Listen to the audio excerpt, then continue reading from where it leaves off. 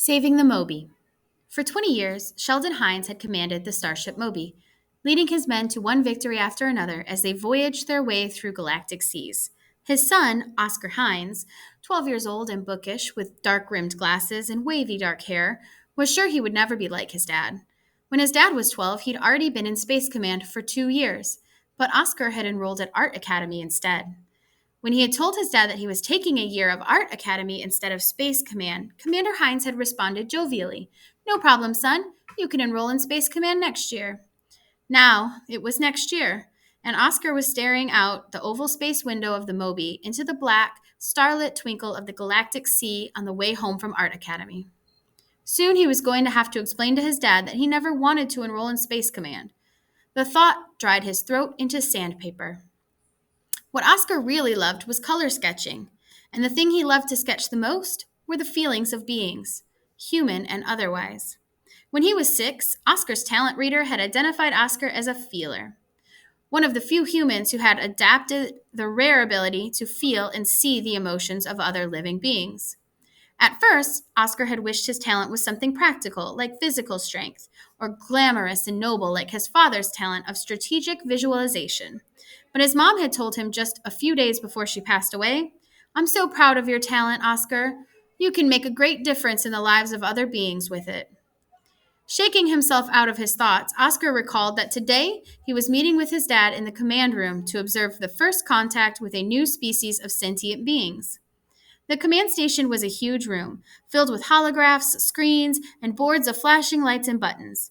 A massive space window overlooked the pathway before the Moby, black with galactic space and alive with the glint of stars and passing spacecrafts.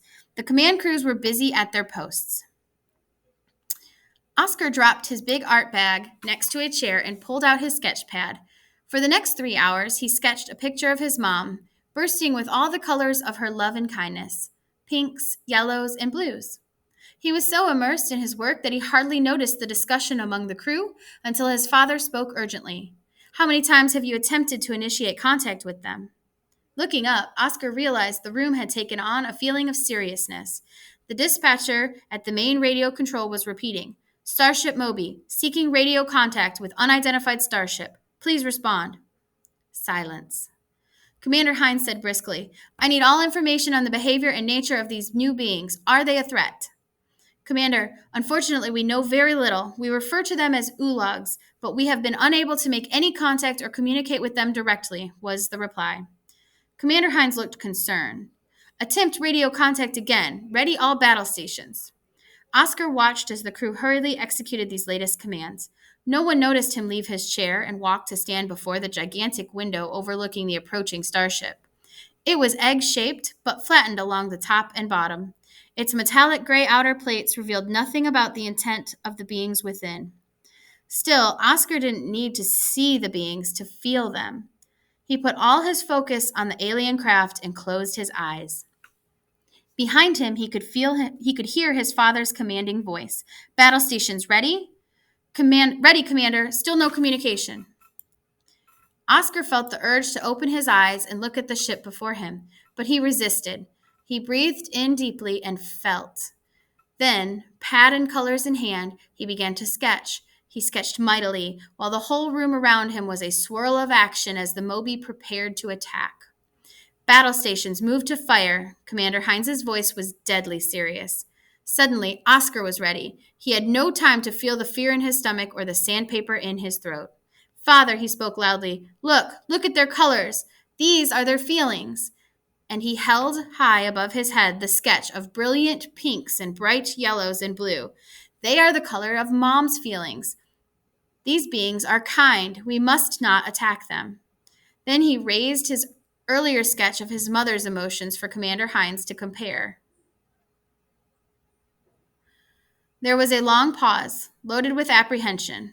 Then Commander Hines asked in a quiet but powerful voice, "Son, are you sure?" Oscar swallowed.